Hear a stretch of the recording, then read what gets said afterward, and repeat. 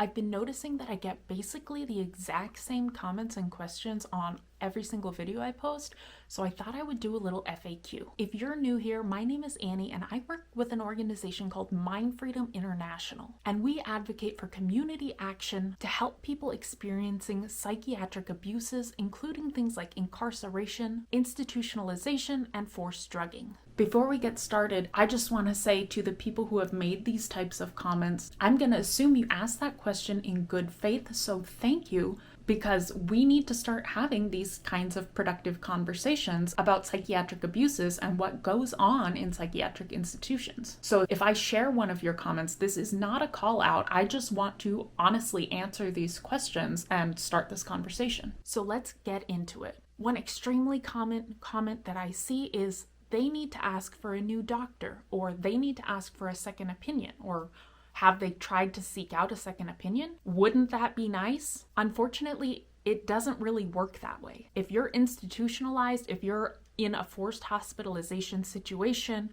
you can't just ask for a new doctor. In fact, asking for a new doctor or speaking out against abuses you're experiencing within the hospital system often leads to retaliation. Next up is, do they have a lawyer, or they need to get a lawyer? First of all, legal processes take an extremely long time in almost every case. So if they seek out an attorney to sue the hospital or press charges against their doctor, it's typically going to take a minimum of weeks to see anything at all happen, but typically court cases take months or years to resolve. And then secondly, if you are institutionalized, or if you have had certain diagnoses like borderline personality disorder, schizophrenia, bipolar disorder, you essentially have zero credibility in the eyes of the US court system. And when that's the case, it doesn't really matter if you have a lawyer, if you have evidence, if you have documentation, because the courts are not going to rule in your favor. Another one I get all the time is, that's illegal, or isn't that illegal, or how is that not illegal? It doesn't matter, because it's happening. It doesn't matter that it's illegal or that it should be illegal. Psychiatric patients have very few rights. Remember the Free Britney movement, where Britney Spears had a meltdown and was put under the guardianship of her father, giving him the power to make her personal financial and medical decisions? That included things like whether or not she took medication, what kind of medication, what dosages, and we even found out that she was not even able to make her own reproductive choices. Now, Britney Spears is white, she is wealthy, and she is well known. She's a public figure. So imagine how easy it is for someone who is not white or wealthy to lose all of their autonomy and rights. Another question I see all the time is, what did they do to get into that facility? Especially when I use words like incarceration. Why were they incarcerated? Why were they institutionalized? I don't care. And more importantly, it's not relevant. Often the people we're advocating for have committed the horrible offense of not agreeing to the specific drugs that their medical provider is forcing, not wanting the dosages, which often have really severe side effects, including medical conditions like stroke, that can impact their ability to communicate, that can cause lethargy, that can make it difficult to function in jobs or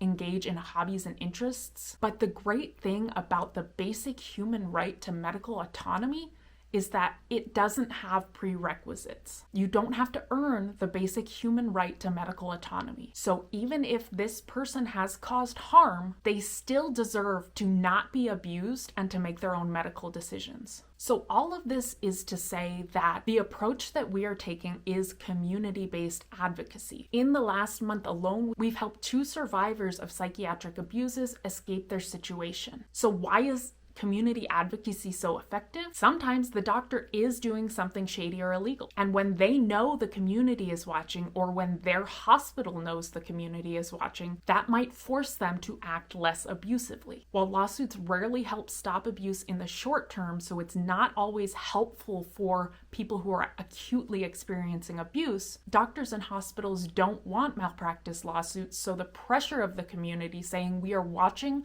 we are documenting, we know this is happening, can be effective in the short term regardless of whether or not attorneys are involved. And then lastly, this is something that the people that we're advocating for have both consented to and are asking for. They come to the organization MindFreedom International and they say, I would like you to engage the community on my behalf. So when we're sharing these videos and when you are helping us by engaging in the calls to action of calling hospitals, calling doctors, blasting social media, emailing people, you might not be engaging in the way that you think should happen, but you are engaging in the way that they are asking for help. So if you are interested in helping out people experiencing psychiatric abuse, you can give me a follow and stay up to date with all of the shield alerts that go out, or you can look through my past few videos to see who needs help right now and how you can help them.